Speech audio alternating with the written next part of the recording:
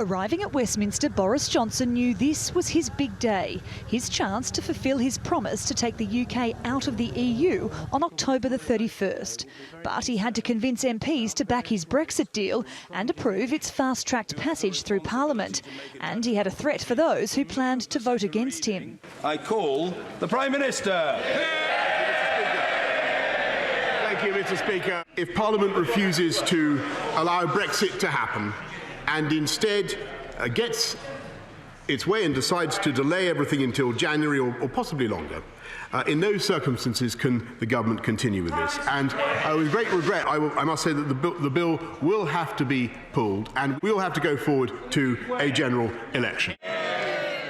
It wasn't just the deal some MPs were concerned about. It was also the short period of just 3 days in which they had to scrutinise it and pass the legislation necessary to implement it. 17 hours isn't very much to deal with 40 clauses and 110 pages of this legislation.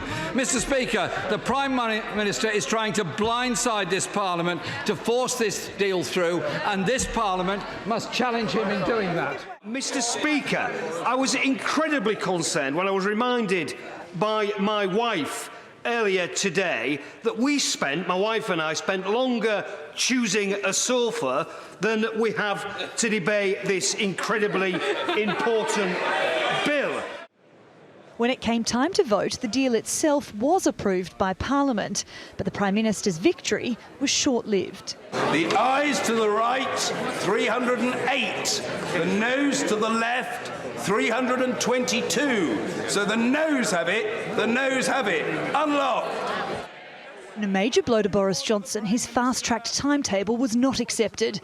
In return, he announced he would put Brexit on pause for now. I must express my disappointment that the House has again voted for delay, rather than a timetable that would have guaranteed that the UK would be in a position to leave the EU on October the 31st with a deal.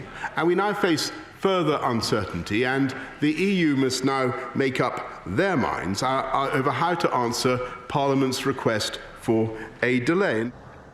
Brexit is now in limbo again. The EU has a request from the UK for an extension until January 31 next year.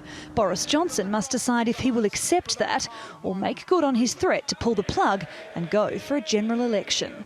Sarah Morice, TRT World, London.